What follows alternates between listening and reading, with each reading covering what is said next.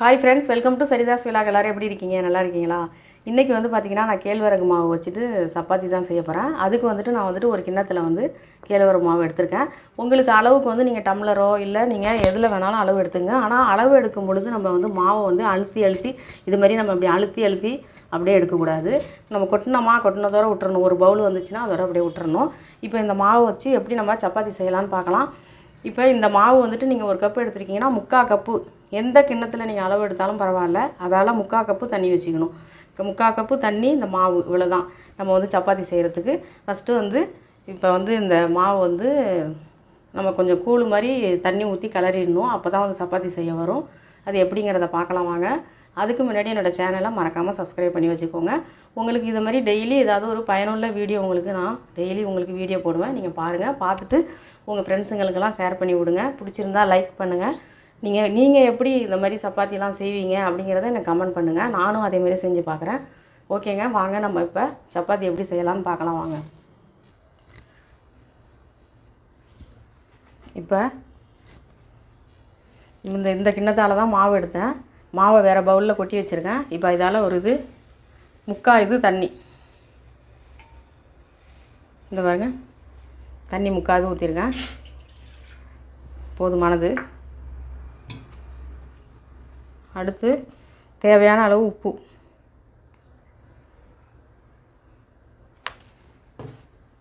எண்ணெய், நீங்கள் என்ன எண்ணெய் யூஸ் பண்ணுறீங்களோ அந்த எண்ணெய் ஊற்றிங்க. எண்ணெய் கொஞ்சம் ஊற்றிக்கிறேன். ஒரு ஸ்பூன் அளவு எண்ணெய் ஊற்றிங்க. அவ்வளோதான். இந்த தண்ணி கொதிக்கட்டும். அதுக்கப்புறம் நம்ம மாவு போட்டு கிண்டிடலாம். அதில் தண்ணி பாருங்கள் கொதிக்குது. இப்போ இந்த மாவு கொட்டிடலாம்.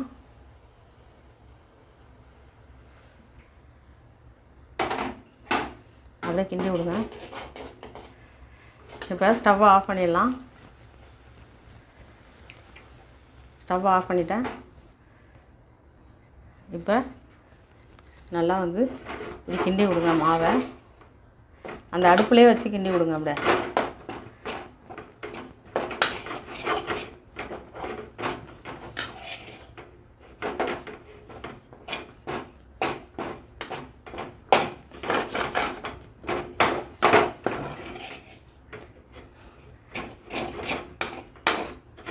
அவ்வளோதான். இது சூடாக இருக்கும். இப்போ கையை வச்சு நம்ம இதை பிணைய முடியாது. அதனால் அப்படியே நம்ம மூடி வச்சிடலாம். கொஞ்சம் நேரம் ஆறட்டும். கொஞ்சம் கை நம்ம பொறுக்கிற அளவு சூடு கொஞ்சம் ஆறுனதுக்கப்புறம் நம்ம பிணைஞ்சிக்கலாம். அது வரைக்கும் அப்படியே இருக்கட்டும். இப்போ பாருங்கள், ஒரு 5 நிமிஷம் போல் மூடி வச்சுட்டேன். இப்போ எடுத்துடலாம். நிறைய தண்ணி பக்கத்தில் வச்சுக்கோங்க. சூடாக இருக்கும். கையில் நனைச்சிங்க கொஞ்சம். இப்போ நார்மலாக நம்ம சப்பாத்தி மாவு எப்படி பிணைவோமோ அதேமாரி சூடாக தான் இருக்குது. இருந்தாலும் அந்த சூட்டோடையே நம்ம பிணையிறது தான் நல்லது. கொஞ்சம் கையில் பக்கத்தில் தண்ணி நான் பக்கத்தில் தொட்டுக்கிறேன். தண்ணியை தெளிக்கல, கையில் தண்ணியில் நனைச்சிக்கிறேன்.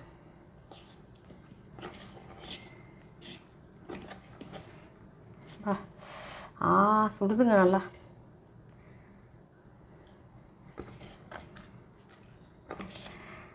ஏன்னா சூட்டோடு பிணைஞ்சால் தான் கொஞ்சம் நல்லா மாவு உங்களுக்கு கொஞ்சம் சாஃப்டாக ஆகும். அதுக்காக தான் கையை நனைச்சிக்கிறேன். சுடுது பாருங்கள். கையை நனைச்சிட்டு தான் வரேன்.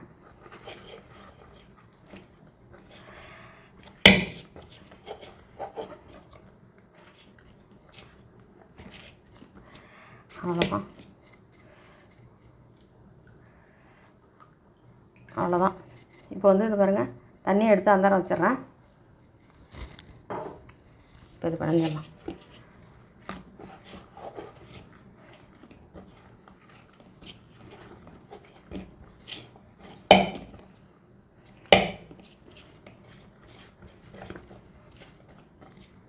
எல்லாம் நல்லா அழுத்தம் கொடுத்து அப்படியே பிணைஞ்சி விடுங்க.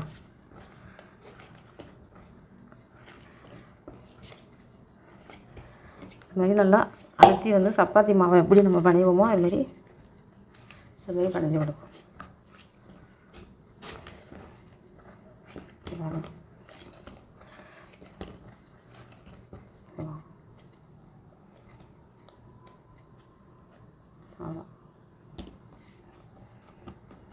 அவ்வளோதான். இதை நீங்கள் வந்துட்டு 10 நிமிஷம் ஊற வைக்கிற மாதிரி இருந்தாலும் ஊற வைக்கலாம், இல்லை உடனே போடுற மாதிரி இருந்தாலும் நம்ம உடனே போடலாம், ஒன்றும் பிரச்சனை இல்லை. இப்போ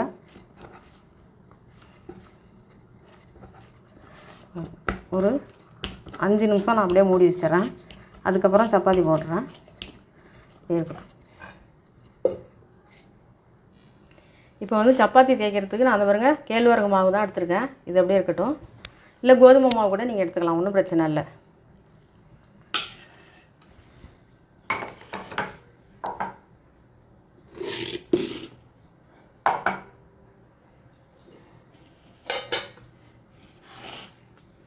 இப்போ உங்களுக்கு எந்த சைஸு வந்துட்டு மாவு வந்து உங்களுக்கு சப்பாத்தி வேணுமோ அந்த சைஸுக்கு நீங்கள் உருட்டி எடுத்துக்கலாம். கையில் வந்துட்டு கொஞ்சம் எண்ணெய் கூட தேய்ச்சிக்கலாம். இந்த எடுத்துக்கலாம்.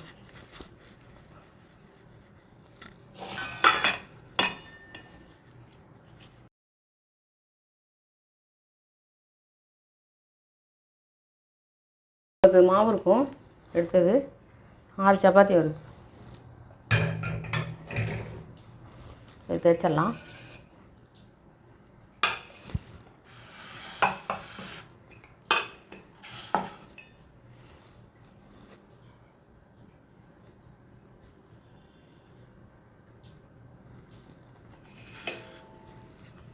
மாவில் வந்து இப்படி பண்ணிக்கணும்.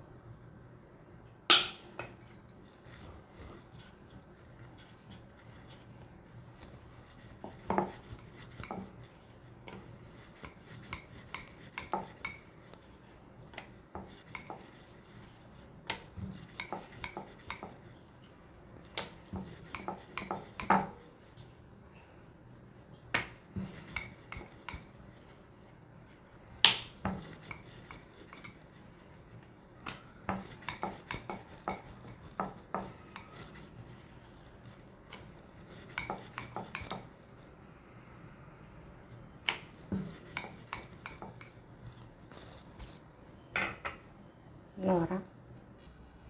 இது மாதிரி ஒரு டிஃபன் பாக்ஸ் வச்சு நான் கட் பண்ணிக்கிறேன். பார்க்குறதுக்கு அழகாக இருக்கும். இந்த மாவு வந்துட்டு மறுபடியும் நம்ம கடைசியாக போட்டுக்கலாம். எவ்வளோ சூப்பராக ரெடி ஆகிட்டு பாருங்க. அவ்வளோதான். நம்ம எல்லாத்தையும் போட்டு இந்த மாதிரி வச்சுக்கலாம்.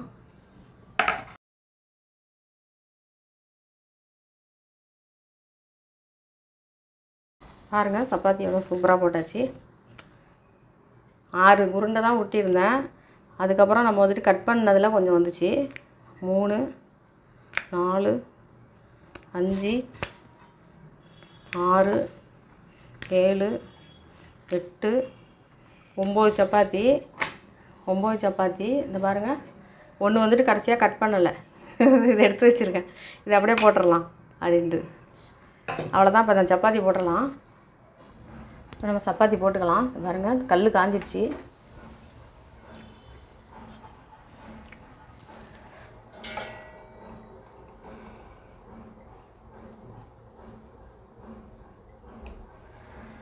எப்போதும் சப்பாத்தியை போட்ட உடனே திருப்பக்கூடாது, கொஞ்சம் நேரம் அப்படி இருக்கட்டும். மேலே வந்து இந்த பபுள்ஸாக அப்படி வரணும். அதுக்கப்புறம் தான் இந்த பாருங்கள், மேலே வந்துட்டு இந்த பபுள்ஸ் வருது பாருங்கள். இதுக்கப்புறம் தான் திருப்பணும்.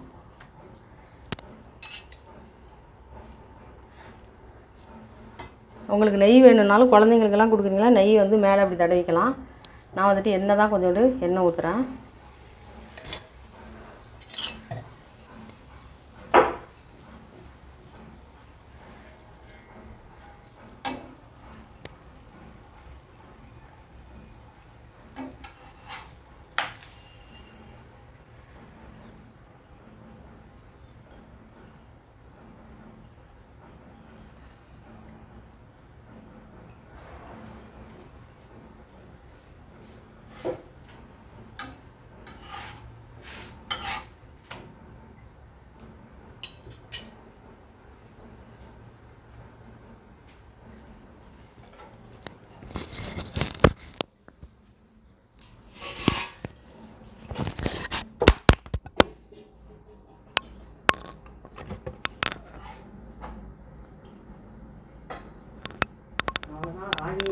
கேழ்வரகு மாவு சப்பாத்தி ரெடி. உங்களுக்கு எண்ணெய் தேவையில்லை அப்படின்னா நீங்கள் ஏற்கனவே நம்ம எண்ணெய் ஊற்றி தான் பிராஞ்சிருக்கோம், அதனால் அப்படியே நீங்கள் விட்டுடலாம். எண்ணெய் தேவையில்லைன்னா பெருசாகவே போட்டு எடுத்துக்கலாம். என்ன குழந்தைங்களுக்கெல்லாம் கொடுக்கலாம் அப்படின்னாக்கா நெய்யுக்கு தடவிங்க, மேலே நெய் வச்சு தடவி இது பண்ணிடுங்க. அவ்வளோதாங்க, சப்பாத்தி ரெடி.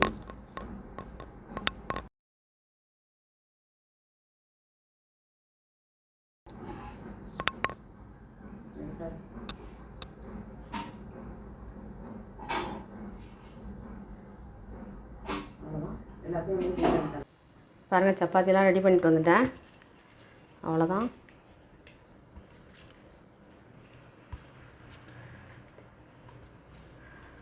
சூப்பராக ஒரு கேழ்வரகு மாவு சப்பாத்தி ரெடி பண்ணியாச்சு. அவ்வளோதான். உடம்புக்கு ரொம்ப நல்லது. வாரத்தில் ஒரு நாளாவதும் இந்த சப்பாத்தி செஞ்சு சாப்பிட்றது ரொம்ப நல்லது. அவ்வளோதான், சப்பாத்தி ரெடி பண்ணிட்டேன். பாருங்கள், குருமா இருக்குது. பச்சை பயிறு கிரேவி, பச்சை பயிரை வந்துட்டு முளை கட்டி அந்த கிரேவி செஞ்சுருக்கேன்.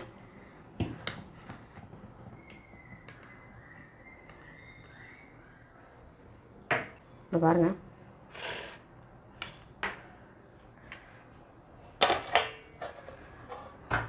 இப்போ டேஸ்ட் பண்ணி பார்க்கலாமா?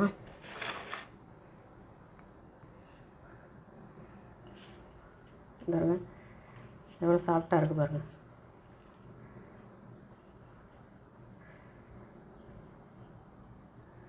சாப்பிட்டு பார்க்கலாம்.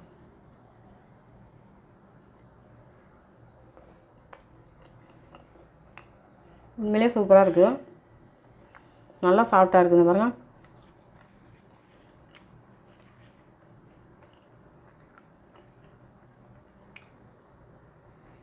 நீங்களும் செஞ்சு பாருங்கள். செஞ்சு பார்த்துட்டு எப்படி இருந்துச்சுன்னு கமெண்ட் பண்ணுங்கள்.